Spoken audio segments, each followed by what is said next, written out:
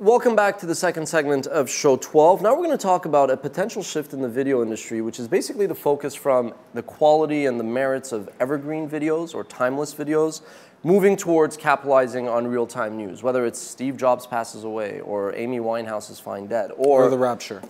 Yes, or the rapture, or, you know, Gaddafi is killed and dragged on the streets, et cetera, et cetera. So what are your thoughts? Do you think we're seeing this shift? Basically, what AOL and 5min have launched this new product called the Editor's Room. Right. And it's basically to help publishers capitalize on news items. Yeah, I think the model, well, the incentive for publishers anyways, they can, you know, manage this, manage their inventory of embed codes for videos. They keep people on the page longer, which helps them push their own ad space.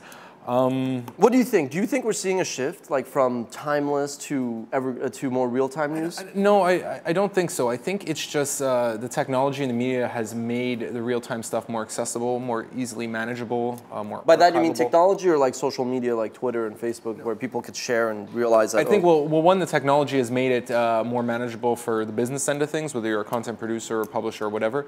But I also think it's made video more accessible to the average consumer because of Facebook, because of YouTube, because of mobile phones.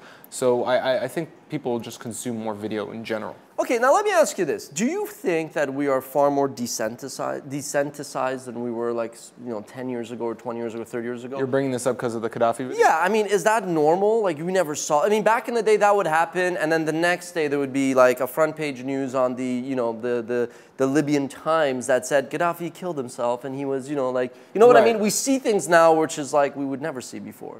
I think this trend actually says more, sadly, about human nature than it does about anything about the media or technology. There obviously is a demand for this kind of thing, or it's almost intuitive that people like capture terrible stuff happening all the time and immediately upload it and feel the need to share it. And we have an appetite for this kind of thing. So I don't think that we're more desensitized. I think we just don't have this gatekeeper telling us what we should and shouldn't pay attention to.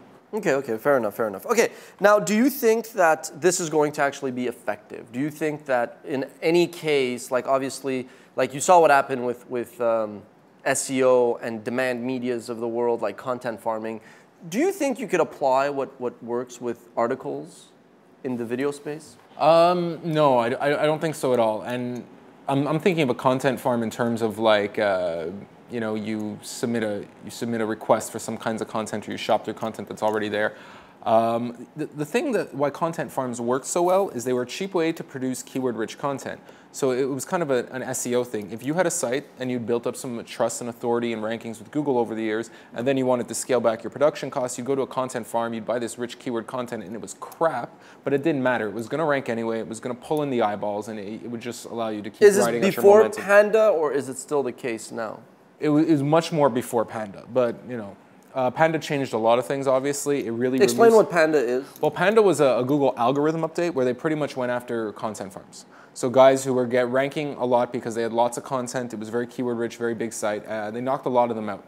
So that's what Panda was. This won't work for video because I think the way video search works is a little bit differently. If you really want to rank well for video, it's more about how much the video was shared, how much it was watched, how many people linked to it. Crap farmed video won't have that effect.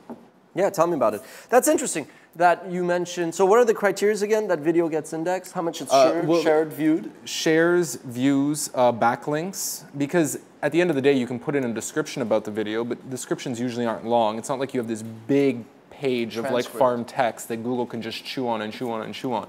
So Google's really counting on user-based metrics such as views, shares, that kind of thing.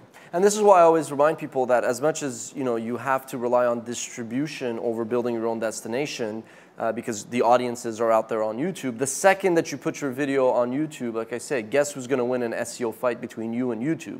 YouTube's going to get that traffic. I've seen it time and time again, and like let's face it, stuff like Gaddafi being killed on film, that is always going to get a cajillion hits. Your crappy farm video on how to make a mojito, forget about it. Okay, so one thing we touched on, and we've always, it's been a theme, and like who coined, trivia question, do you know who coined the content, the saying content is king? No idea. Okay, we've covered it, so if this was a quiz, you'd fail, but that's fine. Sumner Redstone, CEO, founder, chairman of Viacom, not CEO, sorry, chairman and founder of Viacom said that content is king, and with new distribution outlets, the value of that content grows, which makes sense. Now, my sort of saying is that content and distribution are two sides of a coin. One without the other is pretty useless. Over time, I've also defined, evolved that into context is king. And people said, well, what's context? And I said, well, context is actually that. It's content plus distribution, which is the context. It's targeting, that's what context is. It's targeting, but exactly. And I've actually added now a new dimension, thanks to all this AOL 5-min editor's room news, which is context is actually equal to content plus distribution plus timing. I think that's maybe, I don't know if there's going to be a fourth addition to that equation. I think it's missing something, but I think you're pretty much hitting it What on the head. are we missing? I'd love to. There's got to be follow-up article. There has to be some demographic variable.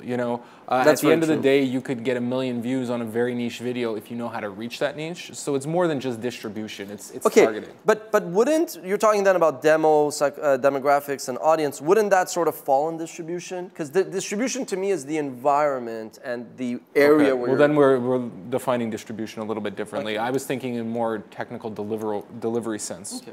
Good, I think we defined context. Okay, so ultimately, if you had to give, connecting the dots here, let's say you have a company that is your client and they are looking at ways of getting traffic or using video, would you tell them, if you had to choose, you can't say both, if you had to choose, would you tell them to focus on real-time stuff that's happening, to jump on that, or screw that, that's not a fad, but it's close to a fad, you should focus still on evergreen, timeless videos? Although I can't say both, I will say it depends. It depends on the kind of content or the audience they want to reach, right? Okay, when would you use which one? I don't know. For example, if you want to reach more mainstream, wider adult demographic, you might want to go with the timely content, the stuff that will keep them coming back. If you want to just become the #1 destination site for 18-year-old males who like to pull their putt a lot, well, then you might go for more evergreen content such as porn or Gaddafi videos. Wow. We'll have to finish off that segment on that. We'll be right back for Lightning Round.